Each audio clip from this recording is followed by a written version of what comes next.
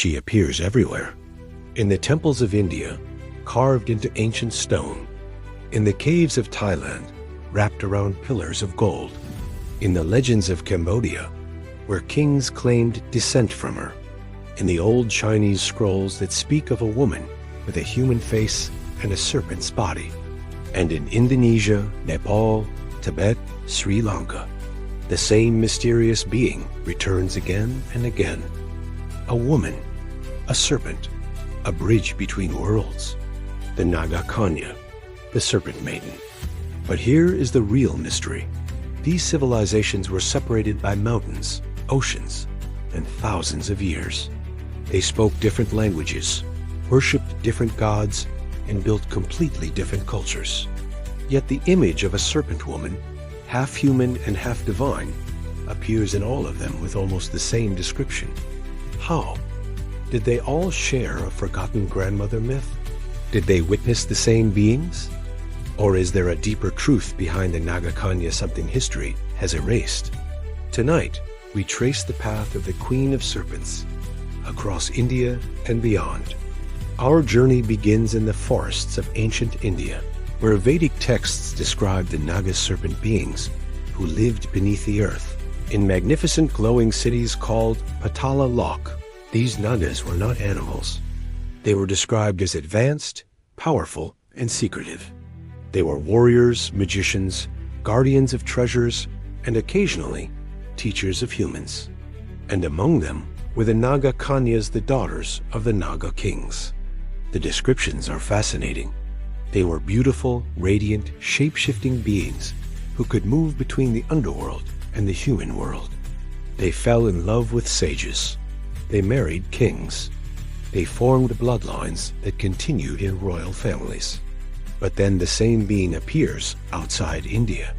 In Cambodia, the creation myth says that the founder of the Khmer Empire married a Naga princess, a serpent maiden who rose from the river during a storm. The entire royal lineage claimed descent from her.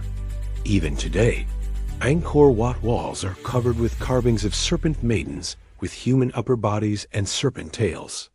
In Thailand, the Mekong River is believed to be guarded by Naga maidens who appear on full moon nights. Fishermen swear they have seen glowing serpent women swimming beneath the water, their eyes bright like lamps. In China, the story becomes even more mysterious. Their goddess Nua, the creator of humanity, is depicted exactly like a Naga Kanya human torso, serpent lower body. She restores the heavens, saves the world after catastrophes, and teaches humans the laws of life.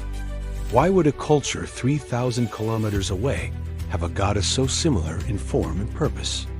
In Tibet, the Nagas are guardians of sacred knowledge and hidden lakes.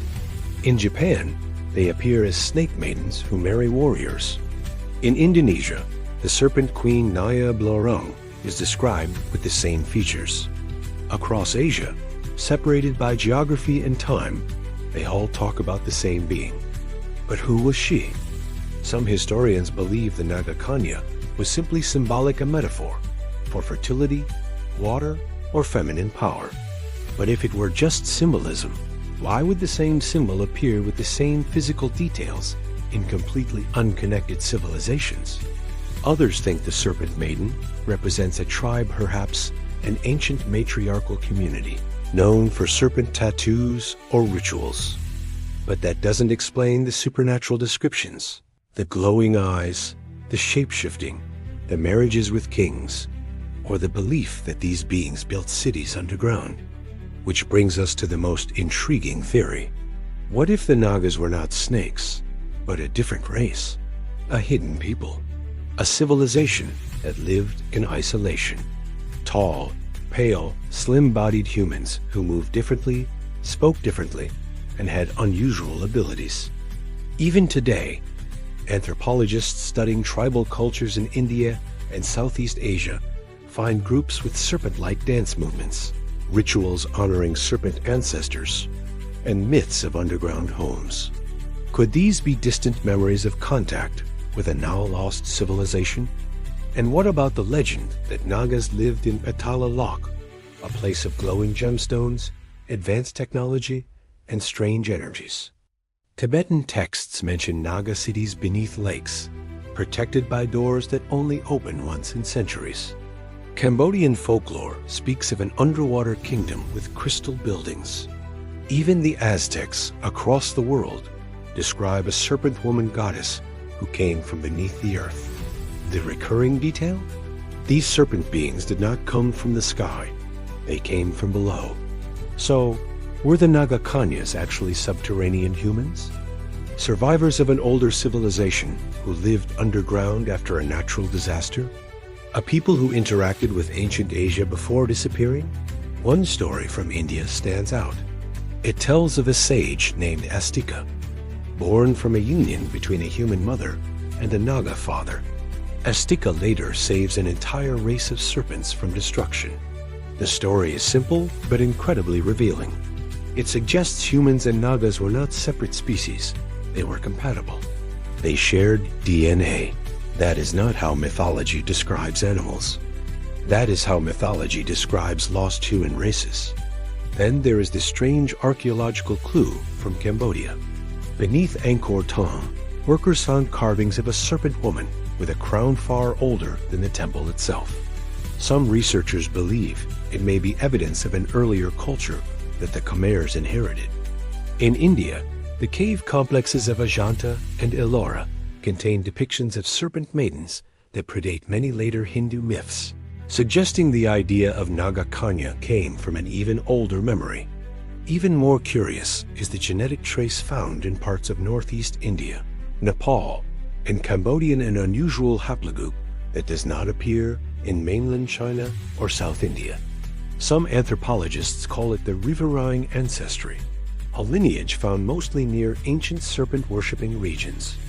Is it chance, or the echo of a forgotten people? The deeper you go, the harder it becomes to dismiss. The Naga Kanyas weren't simply supernatural snake women. They were remembered as real, beautiful, diverse, powerful, and capable of living in worlds humans rarely access deep. Jungles, underwater caverns, mountains, and lakes. Maybe the idea of serpents came later. Maybe ancient artists used serpents to represent the mysterious, hidden, unpredictable nature of these people. Or maybe the old stories are more literal than we think. Perhaps a long time ago, there existed a race so different in appearance and lifestyle that early humans compared them to serpents. A race that intermarried with kings. A race that guarded treasure routes. A race that lived beneath the earth. A race that vanished after floods, wars, or natural catastrophes. And the memory of their queens became the Naga Kanyas. Today, the Queen of Serpents survives as a symbol. But behind the symbol lies a real mystery, one that stretches across countries and centuries. Who was she? A goddess? A queen? A different species of human? Or simply a story that traveled farther than any ancient traveler ever did? No matter the answer, one thing is certain. Asia remembers her. India remembers her. The world remembers her. A woman with the beauty of the heavens, the secrets of the underworld, and a legacy that refuses to disappear. The Queen of Serpents. The eternal Naga Kanya. A mystery as old as civilization itself.